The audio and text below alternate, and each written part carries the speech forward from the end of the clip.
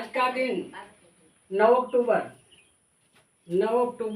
2006 को मानवर साहब कांसीराम साहब का परिनिर्वाण हुआ था। मानवर साहब कांसीराम ने हम सबको जगाया। सोती हुई कौम को जगाने वाले मानवर साहब कांसीराम ही हैं। मानवर साहब कांसीराम पढ़ लिख करके 1958 में वैज्ञानिक पद पर तैनात थे, नौकरी करते थे महाराष्ट्र में। और जब इन्हें बाबा साहब के बारे में जागरूक हुए तो मानवर साहब ने बाबा साहब को इतना पढ़ा कि सब कुछ भूल गए। वैज्ञानिक पद की नौकरी छोड़ करके मानवर साहब कांसीराम ने हम सबके गरीबों के हक अधिकार के लिए आंदोलन छेड़ दिए। मानवर साहब कांसीराम ने 1967 में ये नौकरी छोड़ दी थी और 1958 में ज्वाइन किया था। तो साहब कांसीराम का इतना बड़ा संघर्ष, जिन्होंने सबसे पहले बामसेब की स्थापना किया 1978 में, ये भी बाबा साहब के जन्मदिन पर। और उसके 3 साल बाद 1981 में बामसेब DS4 की स्थापना किया। और DS4 के 3 साल बाद ये BSP की स्थापना हुई, ये दिल्ली में। तो मानवर साहब कांसीराम ने BSP बनाई थी कब? 1984 में।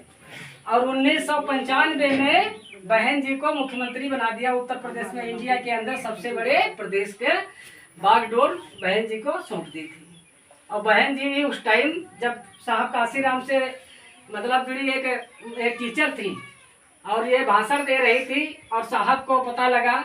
उसी भाषण में सुनते हुए साहब कांसीराम ने कहा कि ये लड़की होनहार लगती है, ये समाज को जागरूक करने में माहिर है। और उन्होंने संपर्क किया और उन्होंने पूछा आप क्या करना चाहती हो? बहन जी ने कहा मैं IAS बनूंगा।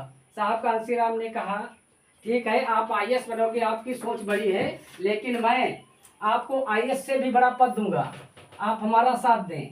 बहन जी राजनीति में नहीं आना चाहते थे। उनके परिवार वाले नहीं सोचते थे कि हमारी लड़की ये राजनीति में फंसे। उनके पिताजी प्रभु दयाल जी और कहते थे कि नहीं बेटा ये गलत काम है। मगर बहन जी को इनकी जागरूकता बढ़ी और उनके एक लगन थी कि मैं भी साहब कांसीराम की सोच जो है इसका पूरा कर सकते हैं इनके साथ में लग करके। और बहन जी इस मूवमेंट से जुड़ गई। और देखिए बहन जी 4 बार मुख्यमंत्री रही, उत्तर प्रदेश की पूर्व सांसद रही। तो साथियों, मानवर साहब कांसीराम ने बहुत बड़ा संघर्ष किया।